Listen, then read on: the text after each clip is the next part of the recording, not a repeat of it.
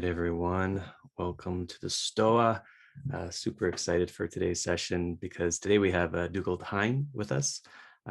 Dougald is someone who has like cool project after cool project. It's kind of ridiculous. He's a social entrepreneur who co-founded the Dark Mountain project and a school called Home and many others. He co-authored with Paul Kingsnorth Uncivilization, the Dark Mountain Manifesto.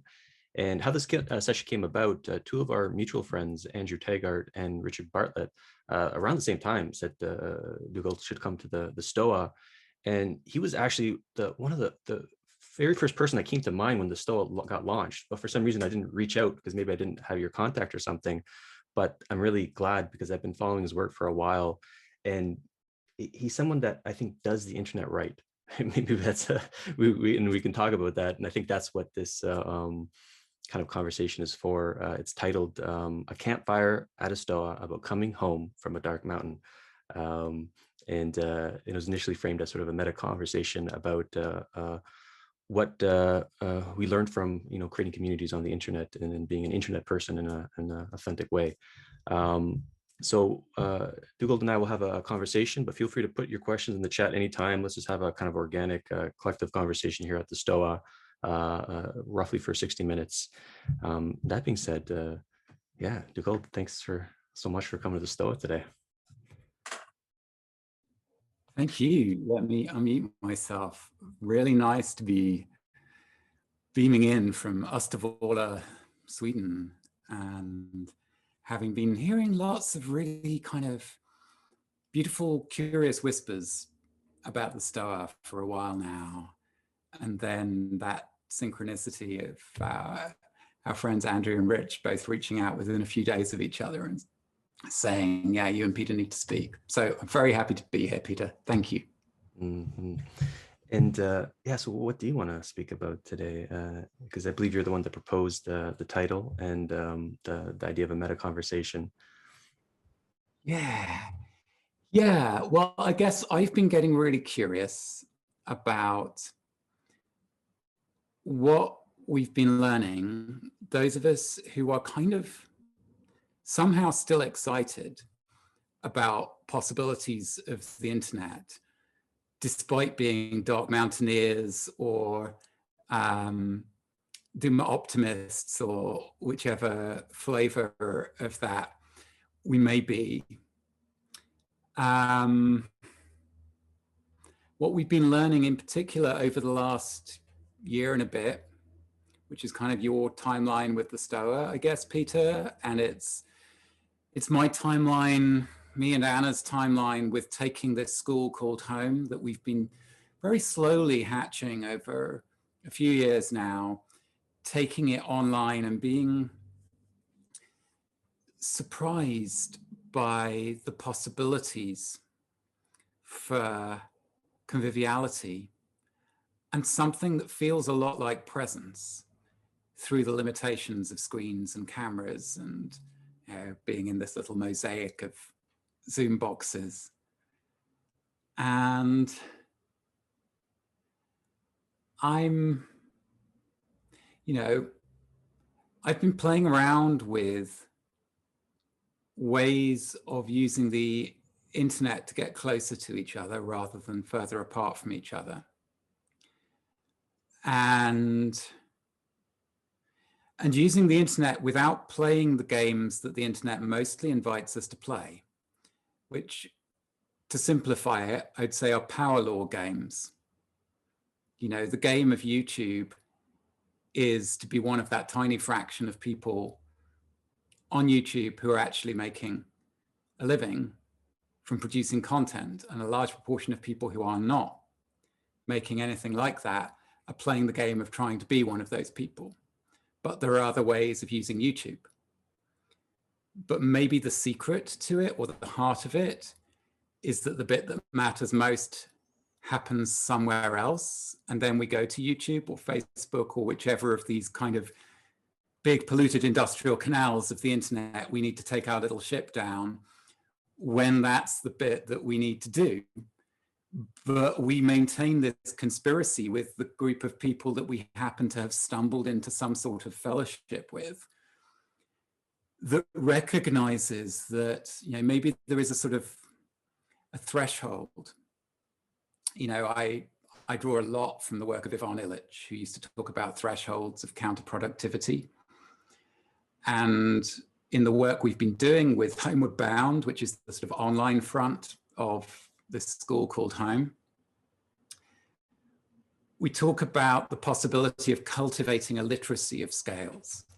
So getting beyond just, small is beautiful on the one hand, or fast is best, a kind of accelerationist mentality that's a lot more mainstream on the other hand, and going, what if we become more attentive to the things that become possible and the things that cease to be possible as we move between different scales of togetherness? And that's one of the things that Rich Bartlett and I talk about a lot, because he sketched out some ideas around that in his micro-solidarity proposal. And,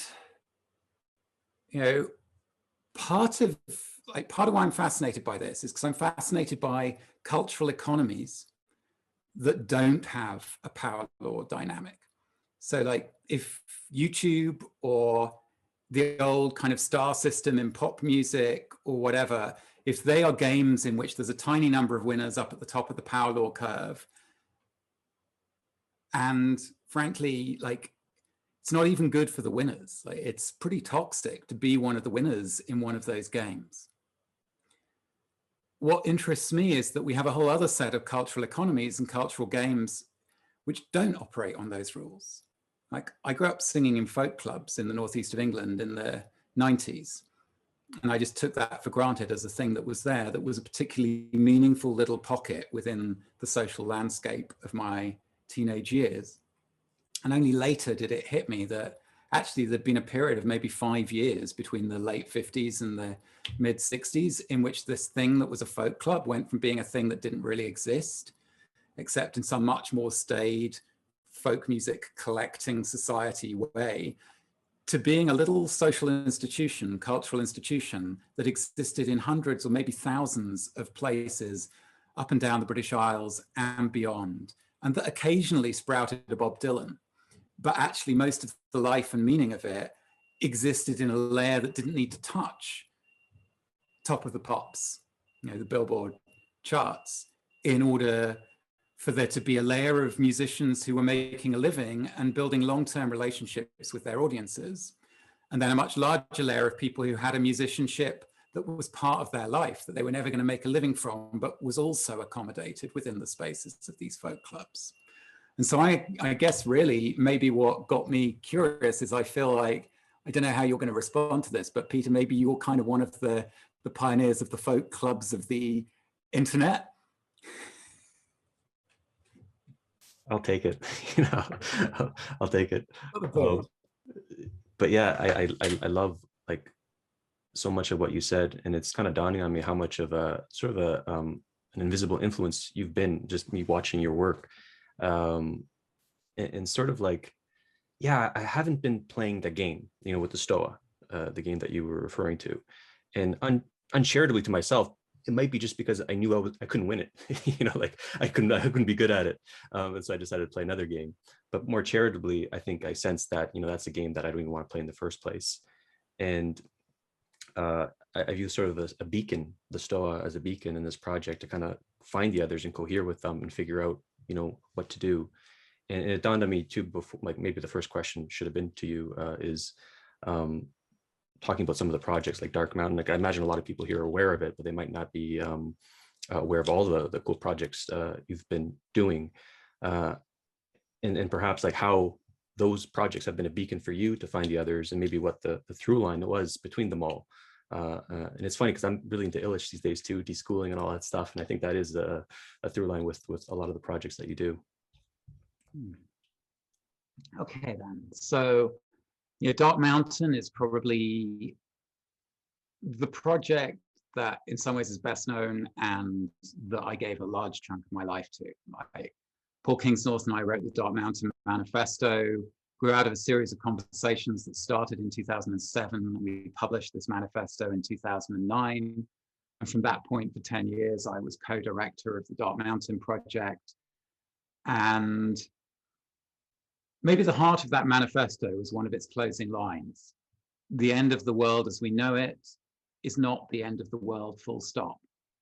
And that was coming from a place of having been involved in environmental activism and being increasingly convinced of the counterproductivity of a lot of what was going on in the movements we had been part of. And with a sense that there was a gap between what people would say to you privately at the end of the night over a glass of whiskey, when they would confess to being pessimistic to the point of despair, and what that same person had said on a stage with 400 people listening to them earlier in the evening, when they felt the need to kind of rally the troops to one more push, one more gathering outside the gates of one more summit, and we can fix climate change. And Paul and I basically made this invitation to a space of honesty, a space where it was safe to bring your fears and your doubts and your despairs and your darknesses and see what happened next. And the other side of it was that it was an artistically held space. Paul's, apart from the polemics that he gets into, probably best known as a remarkable novelist these days. And that's part of what his journey was over the years when we were working together with Dark Mountain. So we had this hunch from the beginning that the arts knew something about how to hold spaces of ambiguity and spaces in which it was possible to sit with the darkness of what we know and what we fear about the depth of the mess the world is in, without feeling alone, without feeling judged for bringing your darkness to it, and without there being a rush to action or to answers. So we wrote this manifesto that had that kind of megaphone voice that manifestos are meant to have, that was all about the myths of progress and civilization and the rest of it. And so from some angles, it probably looked like a reboot of sort of anti-civ anarcho-primitivism, but there was something more lost and more heartfelt, I think, in what we were doing than that. We didn't have a simple answer or a simple enemy.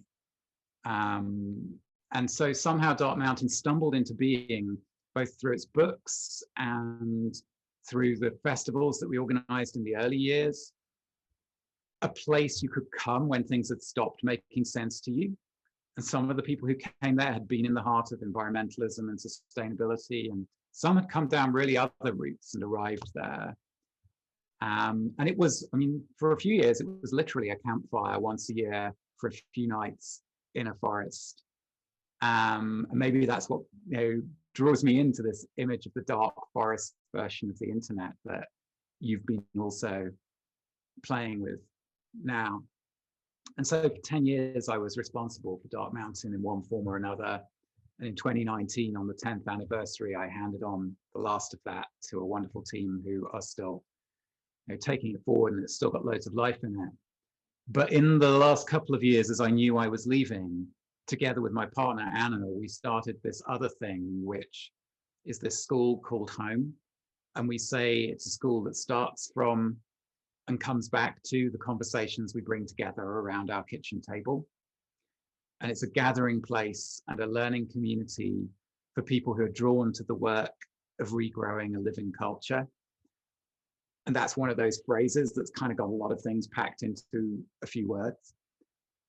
But like, I'm sitting here in what's we sort of half jokingly call the Great Hall, which is this huge barn roof space that is part of the buildings that we've taken on, that we're in the process of making into an actual physical gathering place for the community that's growing around the school.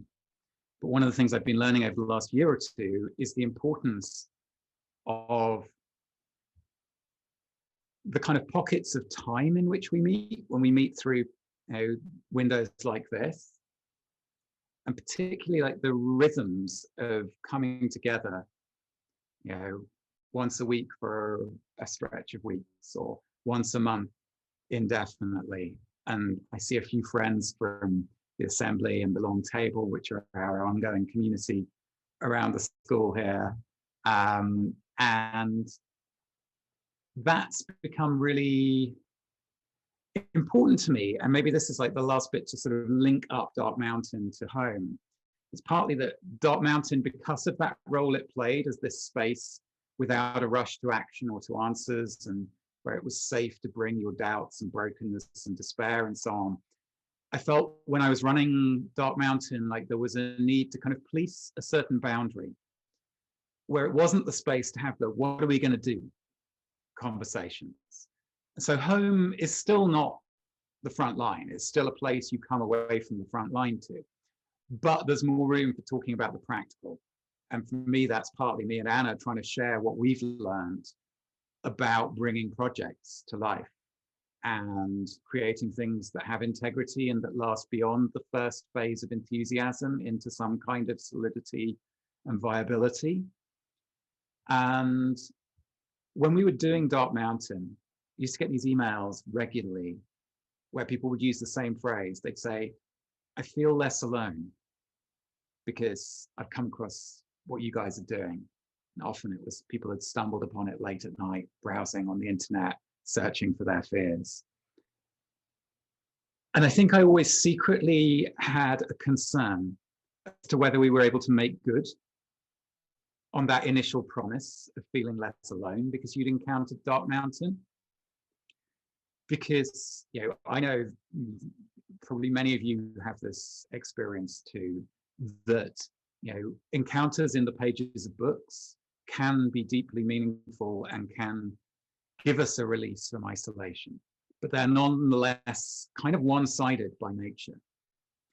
And organizing an annual festival where people come together in a kind of liminal space for 3 days and nights, really powerful, but it can also be really disorienting and hard to reintegrate that into your everyday life. And 2 weeks later, you can wonder whether it actually meant anything. And so what I've been learning about lately is, you know, instead of every event we organize being a wedding with months of build up and a big day and everyone exhausted afterwards, what if the default way of organizing events is more like the weekly church service? Something that can actually just be woven into the rhythm of life. And so as someone who is a bit technophobic, I have come to trust some possibilities for a moment like the one we're in that involve gathering like this on a regular or semi-regular basis. And with the group that's been meeting for a year or so now, every month, I sort of said to those guys, it starts to feel a bit like, you know, that patch in the grass where a hare or a deer comes and lies down, and it comes back to that patch. And when it comes back to it, there's already an imprint waiting for it in that particular part of the grass. And I feel like we do that. Kelly Lee Hickey, who's a community artist, activist, and philosopher who's part of our community around the school. She's in Alice Springs, Australia. She said this to me a couple of days ago. She said, time is the space in which we meet when we meet this way. Like, that's the thing we have in common, is that we've set aside this little pocket of time. And if we do that regularly with a rhythm to it, then something quite special happens out of that little gentle commitment. So that's, yeah, when you made the invitation to come here, I was like, what would I be really alive to talking about? And I thought, yeah, it's sort of this stuff. Yeah, and a question that's coming alive for me right now is about art and being artistic with community. And it's like when I stumbled on Dark Mountain, I think it was just around when you first released it, that manifesto. And what was salient to me is how beautiful it was, the aesthetics. It was just simple and it just caught me. That's what caught me, the art. And that's what made me stay and made me kind of want to read it and follow your work. And then the switch that happened with this place, the Stoa, is viewing it as art. You viewing it as an artwork, because there's a lot of people that putting pressure, like it should be something. It's like they wanted to be a panacea, really, like you know, to do all these things that I didn't feel called to do. But just when I made it like this is an artwork, this is an expression, it felt really right. Something clicked. And so I'm curious how you hold the projects as art. And how have you been artistic with holding community, like how you just alluded to with the designing the festival aspect of it? So I studied English literature at university, and it was only when I was in my late 20s that I started to meet people who'd gone to art school. And I'm not a particularly visual person. And it was this sort of revelation to me that they had capacities for reflection and for sort of self-reflexivity among the best of them, the ones who hadn't got caught up in the most narcissistic version of it, that had been lacking. Like my training had been very individualistic, very text focused, very head focused. And more I found that I was less excited about being around other writers and more excited about being around people who were really different in what came naturally to them. And then like a while into Dark Mountain, I got this weird invitation from the artistic director of the Swedish National Theatre. I'd already moved to Sweden because I'd fallen in love with a Swedish woman and come here without any real prospects.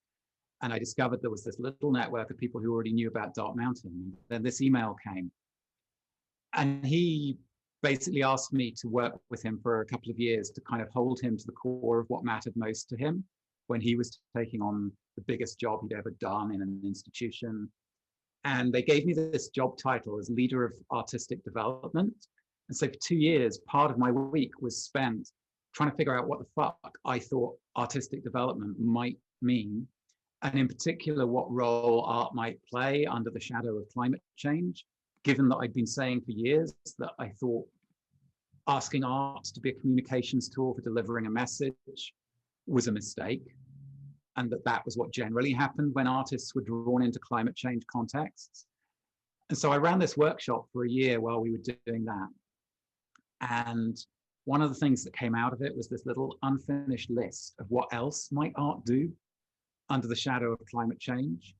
If we decline the invitation to pretend that we can be a sophisticated extension of the public relations department or a cheap alternative to an advertising agency, and if instead, and if we also don't go, right, we're just going to pretend we don't know about how fucked things are, because like that didn't feel like a good option either.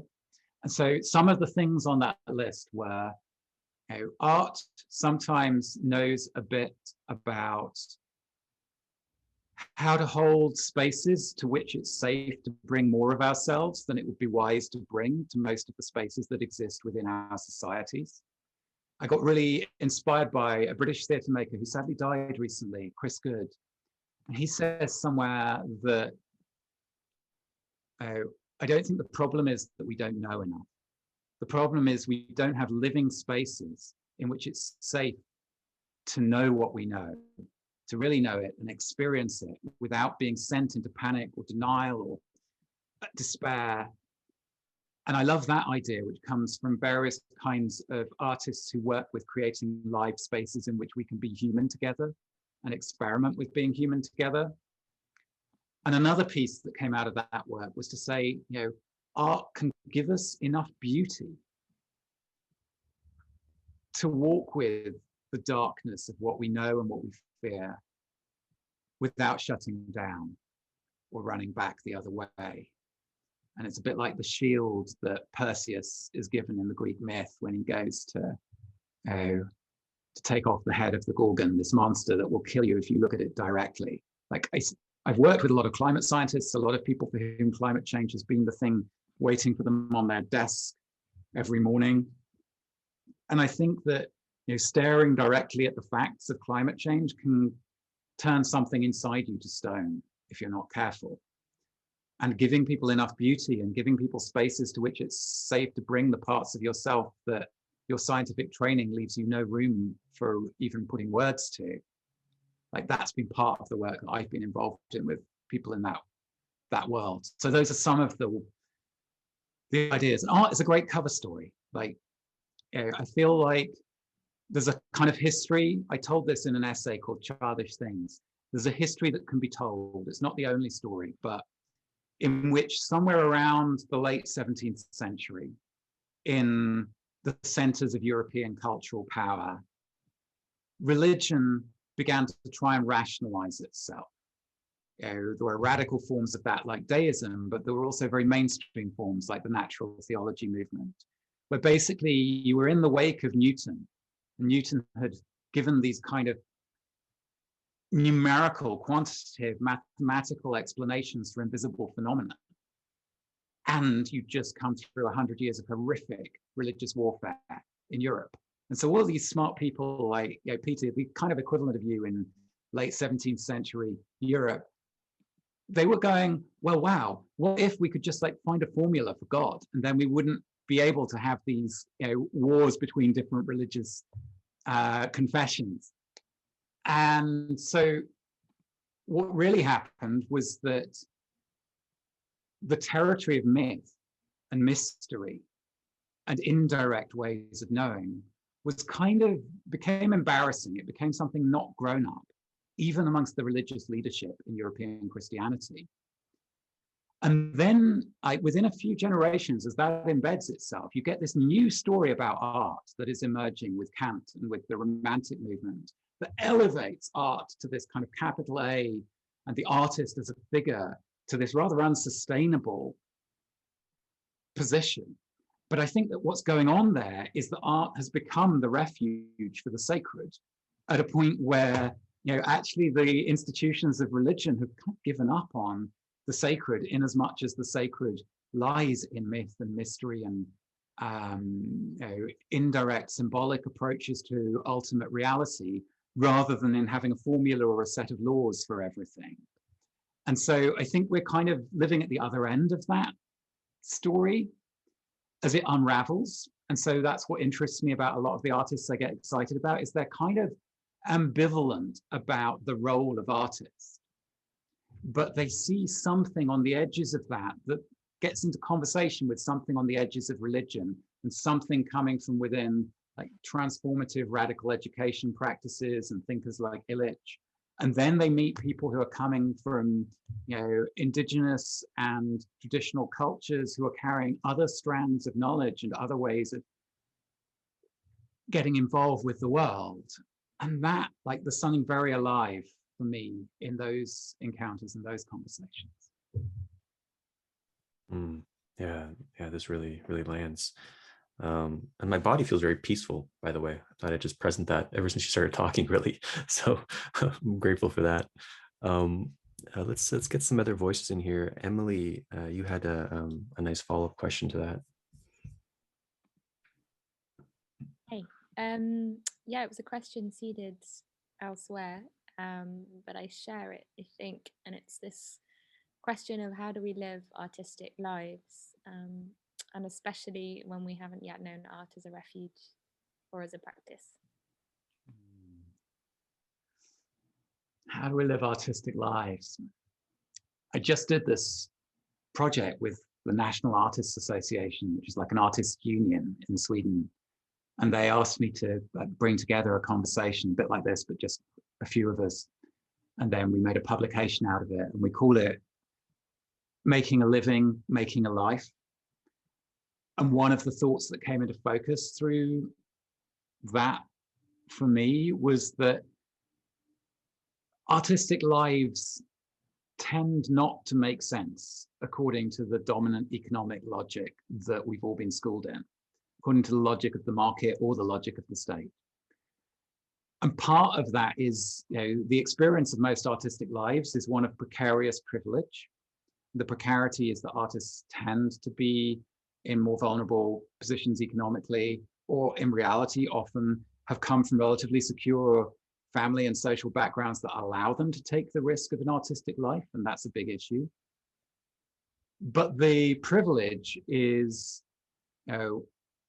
if we make even part of our living from doing something that we can call an artistic practice, then we're getting paid to do something we love, which is almost unintelligible to many of the people around us in society, for whom work is literally something I wouldn't do if I wasn't being given money for it. And that can be it can be quite problematic if we feel entitled to that privilege of getting to make a living by doing things we love, and aren't conscious of just how offensive that can sound to a lot of people, especially if we're getting state funding for it, as still happens in some countries. But it also means that art and people living artistic lives often know some things, whether or not we know them, that might still work when that dominant economic logic is unraveling. we're used to paying attention to and trusting in and living off things that are invisible or illegible to the logic of use and exchange. And so I think that's one of the reasons why I hang out part of my time with people who get to call themselves artists. And in terms of finding a way into that, I've rarely actually called myself an artist, but the way I found my way into getting to do what I've done was firstly fucking up really early on in what looked like it would be an impressive career. I trashed my career at the BBC at the age of 25. And then I had to ask myself, what the fuck am I going to do with however many decades I turn out to have ahead of me? Because the University Career Service has no answers for me. And then I was figuring out a way to kind of live cheaply and earn a living off 2 or 3 days a week. So I had enough energy and time left over to pursue things that felt like they really mattered. Hanging out around people who genuinely impressed me, people who were a few years older than me and seemed to have figured out a way of making a life around things they loved and things that seemed meaningful, and trying to make myself useful enough to them that they would tolerate me hanging around for long enough that I could begin to figure out how they had managed to build a life that shape. So those are kind of that would be sort of part of my advice to somebody who's trying to figure out how to live an artistic life. Thank you. And it's really interesting you took that angle, because I'm also interested in that answer. And when I was asking the question, I really meant not necessarily as artists, right? As more of a kind of, I suppose I had my own question recently around what does it mean to live a poetic life? And it's maybe a parallel, but believing that could perhaps apply to anybody and whatever work they're doing. So part of being in the end times of modernity, in the end times of that settlement in which art acted as this in some ways problematic enclave within which things that didn't make sense in the rest of social landscape were allowed to survive and sometimes get funded within this special domain called art, this kind of native reservation of human culture. Part of living in the end times of that is that it's no longer okay for that to be the privilege of an artistic caste. So yeah, we have to give away what we know, because if we're going to have a chance of things turning out less badly than it mostly looks like they're going to turn out, one element within that, I think, is going to be giving away and everyone having an aspect of living something more like an artistic life. So yeah. Thank you, Emily. Ashley Colby from Doomer Optimism series has a question.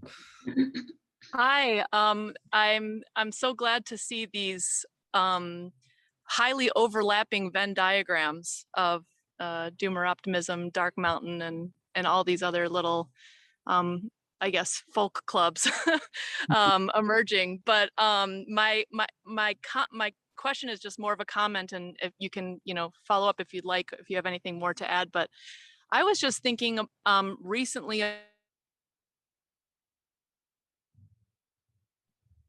Did we lose Ashley? Yeah, I think so. I can read her question, actually. She put it in the chat. Oh, Ashley, you're back? Yeah, I'm here. I don't know if you can hear me. Okay, so my comment is more just of a comment. I was thinking about how one finds the sacred in life. And for me, yeah, I think for sure the comments about art is one way to do it. But one thing that has come to my attention recently is just being a producer of anything, making community. I'm more of a researcher than anything, and I talk to people who do this kind of work, and just the act of co-creation alongside other people can feel very sacred. And I think that just the turning we can all strive for, looking for the sacred in what seem like these mundane.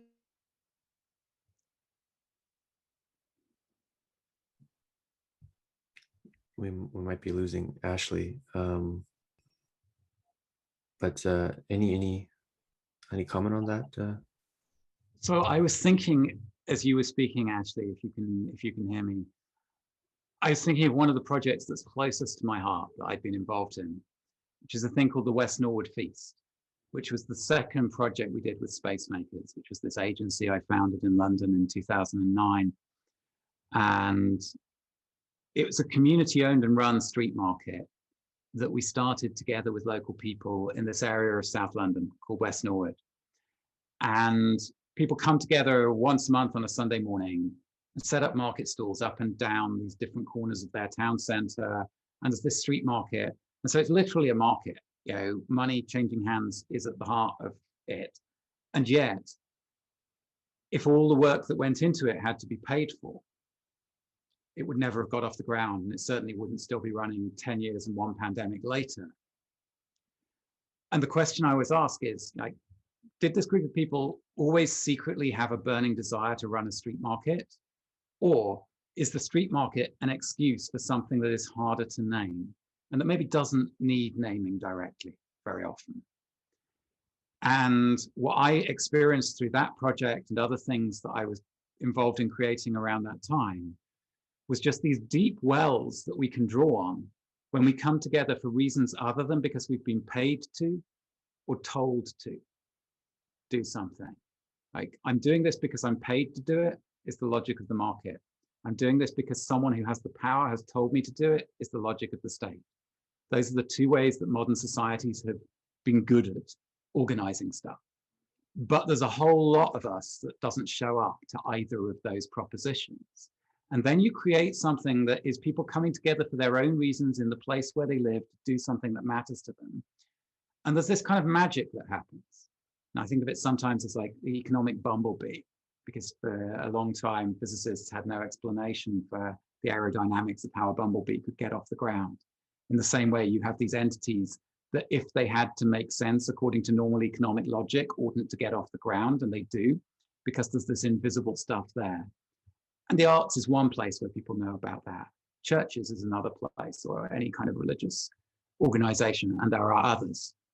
But I think that thing, the little magic in that room where people come together, you know, for the weekly meeting that leads to the monthly thing that thousands of people come to on the streets of West Norwood. I think, I wouldn't say this often, but within the confines of the Stoa, I will say that that has something to do with the sacred. Yeah, I don't know if you can hear me now. I just want to make one follow-up comment. I went closer to the Wi-Fi. Yeah, I think that, to me, the main thing that one of my projects is to lift up those activities for the sacred spaces that they are. I'm thinking about your folk group. You know, it's, no one would go to that and say, like, this is an example of the sacred, maybe except for me, because I'm constantly saying, like, look at the folk ways, the ways in which people get together that defy the logic of everything we're taught, that incentivizes action. So anyways, thanks so much. I appreciate your answer. Oh, thank you, Ashley. Thank you, Ashley. Dominic, you had a question. Yes, yes, hi. You actually answered a lot of what my question poses in your last response, Dougald. But my question is, what ways can we approach building a cultural economy at the present moment, especially given the current context when a lot of artistic endeavors have been disproportionately affected as a result of lockdowns and social distancing regulations? And my question relates to, how do we intersect the digital and the physical engagements? Because things like live music and performance art do not translate the same way when you're not spending that time in the same environment. Yeah, absolutely. And I saw my networks of friends who are artists of one kind or another kind of split down the middle by the pandemic, because on the one side, my musician friends and theatre friends were just in pain from not getting to do the thing that they do in the context in which it most comes alive. And on the other hand, Alan Garner, who's a dear friend, an amazing novelist in his mid-80s, wrote to me and said, "It's been brilliant. No one's come to bother me. I've finished a novel." And good for him. But yeah, for a lot of us, we have to rebuild, because a long enough interruption, breaks so much culturally. And if we're getting to rebuild, then maybe we can rebuild from thinking about the layers of relationship around our work. And I often think in terms of concentric circles, where you have a few people, with often one person at the heart of a project who are carrying it on their shoulders, and the people closest who are sharing the weight of it. And you have layers of involvement outwards. And the same thing goes for depth of involvement coming into a project. And part of why I speak about this, looking for non-power law based ways, non-power law based cultural economies, is because if you can make your living from a few hundred or maybe a few thousand people caring about your work, and actually from doing things that cease to be possible beyond the scale on which you're doing them. Like I look at Martin Shaw, whose West Country School of Myth and Story has been great inspiration for me, and Martin's been a good friend over the years. And I think these days he probably has 120 people in the yearly course with his school. Martin does a ton of other things as well. But that's probably reaching a limit. You couldn't do much more than that. And he probably makes his core annual income of having 120 people come on that program that he's been running for over 15 years now. And one of the things that allows for is you can be very generous. If you're not playing a game where you have to have 6 million followers in order to cross the threshold from losing to winning, if you're playing a game where actually you can be making, not a fortune, but a viable living off a scale of the number of people who are in your closest circles of involvement with your work, that is such that you can know the names and faces and have, a sphere of relationship there. Like the boundary of the circle of relationship is a few hundred people. It's not more than that. Doesn't mean that there isn't other kinds of work that you can do and other kinds of income that come from it that lie outside of that. But if you're able to make your income from that sort of scale, then success doesn't look like building an empire. Success looks like finding the people who you can endorse. You can say, yeah, I have confidence in what you're doing. Maybe it's a direct lineage. I see you as a kind of successor in this lineage, but often it's more like I see a resonance between what we're doing and what you're doing, and maybe you're a few years ahead or a few years younger, whatever. But like the way we win is through there being many things that have something in common without being kind of identikit copies of an institution like the School of Myth or a school called home or the Stoa. Ivan Illich, towards the end of his life, used to say, the limit of political possibility today is the number of people who can sit around a table and share a meal together. Which sounds like this really pessimistic statement the first time you hear it. But there's no limit on the number of different tables around which people can be sitting and sharing a meal. And there's no rule that says that everyone must sit at the same table every day. We can come and be guests at each other's table. That's what you do really well with the Stoa, Peter, is you have all sorts of people coming who have tables of their own, who come and be guests at your table.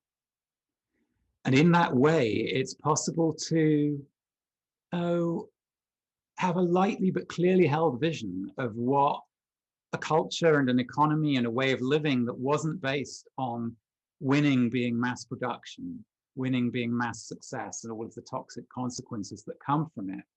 And that therefore, favors more generous ways of behaving, where the power law games favor narcissistic behaviors, selfish, competitive behaviors. And this is all that human culture has ever been. Human culture is a kind of an endless game of negotiating with biology to construct constraints around some of the possibilities that are there in these kinds of creatures that we are, and through those constraints bring forth some of the other possibilities that are there within the kinds of creatures we are. And in the era of the market society, the state market duopoly, we threw aside so much of that and kind of set fire to the whole social landscape, thinking that, you know, because it's great to have a fire burning in the hearth, it would even be even better if your whole house was on fire. And now, like, we are blessed and cursed to live in the time of consequences when all of that is coming home. And we won't live to see, you know, what might be possible in the best case on the far side of that. But we can live to contribute to the possibility of that remaining available and to experiment with some of it and be surprised by what does come alive. I've totally forgotten your question, Dominic, but that was where it sent me. No, I think you answered it very well. I mean, most of my question actually stems from the observation that, you know, in the last decade, art and creative material in general has become so commodified. And now in this moment, a lot of creatives, and I speak as a creative myself, many people have entered highly survivalist mindsets because of, you know, the economic situation. And I think, as you've just pointed out, it requires us to step out of our comfort zones and really start thinking about possibilities that no one would have even conceived before. Thank you, Dominic. Perhaps we'll have time for one more question. John, you had a question about Game B.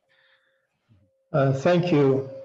And I want to first just express my gratitude for the manifesto that you had a part in co-writing. It had big impact on me and to some degree changed my life.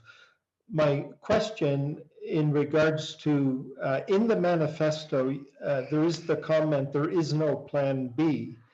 And when it was written in 2009, that seemed to be very true, but something has emerged called Game B, and I don't know how familiar you are with it, but I'd like to hear your perspective on Game B. Is it a viable plan B from your point of view? All right, so I'm not that familiar with Game B, and I caveat that, like, it came onto my horizon through my old friend and sparring partner, who is as often wrong as he is brilliantly right, Vinay Gupta, getting into a massive fight with some of the Game B people for reasons that I found fairly sympathetic, but I'm not entering into that because Vinay's big enough to fight his own fights. Like, I don't think we need a plan. I think that, you know, lots of people from different places are attempting to make sense of and narrate this experience of being, as I say, kind of in the end times of modernity. And, you know, and also that, like, the first draft of that, like postmodernism of the kind of Paris seminar room form, which sort of views deconstruction and critique as kind of an end in itself, is deeply unsatisfying. And so we have, like, the Game B folks, metamodernism folks, etc., you know, trying from one perspective and another to narrate something, you know, kind of fables of the Reconstruction, if I can quote Michael Stipe here. And I get it. The people to whom I feel most deeply aligned are my friend Vanessa Andriotti and her colleagues in the Gesturing Towards Decolonial Futures collective. And Vanessa has a book that's coming out this autumn called Hospicing Modernity. And the other side of that is, like, hospicing modernity, allowing it to die well, allowing it to teach the lessons it has to teach in its dying. And also, alongside that, the work of midwifing something new, unknown, unforeseeable, potentially, but not necessarily wiser. And I find that more trustworthy, partly because, you know, without getting into reductive identity categories and so on, and like lots of the self-consuming patterns of discourse right now, there is something about, like, there's something that comes to me as a relief when someone opens the door and lets in all of these conversations that have been going on in mostly non-white spaces, mostly non-Western spaces, the grassroots modernity that Gustavo Esteva, a Mexican intellectual activist, and his former partner Madhusuri Prakash, the Indian educationalist, like that they were writing about in the 90s, and Walter Mignolo's thinking about global futures and decolonial options coming from Argentina.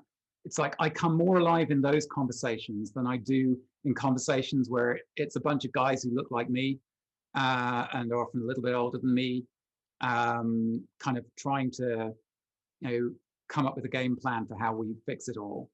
And it's not to say that there isn't stuff coming out of those conversations that has a role to play.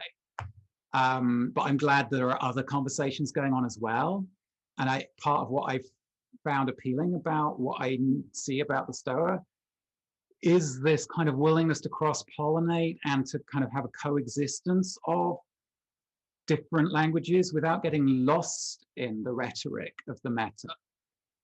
There's a story, a Hindu story, where one of the gods comes along and finds another one sitting on the top of Mount Everest, or whatever the real name of Mount Everest is, kind of weeping, and this other god, I think it's Hanuman, comes up and says, "Why are you crying? And what are all those ants doing down there?" And he says, "They're not ants, they're people. I dropped the jewel of wisdom and it broke and shattered and it's in all of these pieces. And they're all running around getting really angry with each other because they all think the piece they found is the jewel of wisdom."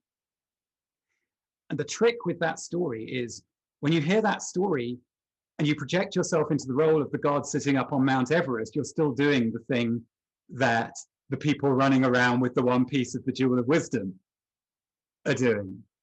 Like, you have to hear the story, imagine what it would be like to be the god sitting up on Mount Everest, and then return to the humility of only having like one fragment of the jewel of wisdom, which might mean like returning to the traditions and cultures that you're an heir to without having a supremacist attitude to the contribution they have to the overall collage of wisdom, rather than trying to redo the UN and do it right, trying to redo the Club of Rome and do it right, or whatever it is. And I feel like, even as we're desperately trying to escape from the traps of modernity, as Vanessa would say, modernity is faster than thought. It always gets in there again before we manage to do our thinking. And one of the ways that shows up is in our attempts to construct something better than the horror of game A, we end up reducing many of the patterns that end up leading to a game A. Any follow-up, John? No, just thank you. Really appreciated the answer. It really resonated. Thanks, John. Yeah, definitely. The rhetoric of the meta is definitely going to be a journal title for an upcoming journal that I'm going to do. So we're reaching the top of the hour. Any words you'd like to leave us with? I just want to share that it's been a real pleasure to come and be a guest at this table, and just see these faces, and a few familiar faces and some people I've never met before. I'm really heartened to know that this is happening. And some of the work that I've been doing with Vanessa and her colleagues from the Decolonial Futures Collective, we've been talking about depth conversation and trying to develop practices for depth conversation. And I was talking yesterday, Peter, with your friend, my friend, Andrew Taggart, and we're talking about how we have these tools and sort of psychotechnologies for getting really fast into intensity. And Andrew said it's kind of like intimacy without friendship. And like, I used to be hooked on that stuff when I was in my 20s. And now I'm really convinced that, that's pornography rather than sex. That, actually the work is the work of friendship. And as Andrew said, I'm going to put this in a Dougaldian way. He said, a friend is someone who holds your hair off your face when you're throwing up. And it takes being together in the rhythm of our lives rather than in a special one-off, we're meeting for this amazing time and we're never going to be together again retreat. Like, it takes that more mundane, like weaving the sacred into the mundane is the work of friendship and the work of regrowing a living culture. And like, there are differences between the way that you guys are doing it here and the stuff that we're doing, but there are some deep affinities within it. So I find it really heartening to know that this is going on and to have had the chance to like weave a little bit of a connection here tonight. Yeah, that's beautiful. I'm actually talking to Andrew in a couple hours, so I'll share some of that with him. And I actually misattributed a quote to Andrew that's really from you, and I'll share my screen. Actually, there's this piece I did for Rebel Wisdom, and this is Andrew giving me advice. There are no parents upstairs. This is really you. You told Andrew that. So that just when Andrew told me that just blew me away, and I'm like, yes, it's something about it. The wording of it just landed really well. So thank you for that. Those words of wisdom. Yeah, glad to see it going forward. Cool. So Dougald, everyone, thank you so much for coming to the Stoa today. And if you want to check out more events, thestoa.ca, we have a bunch coming up. Thank you, everyone. Good night. Nice to see you all.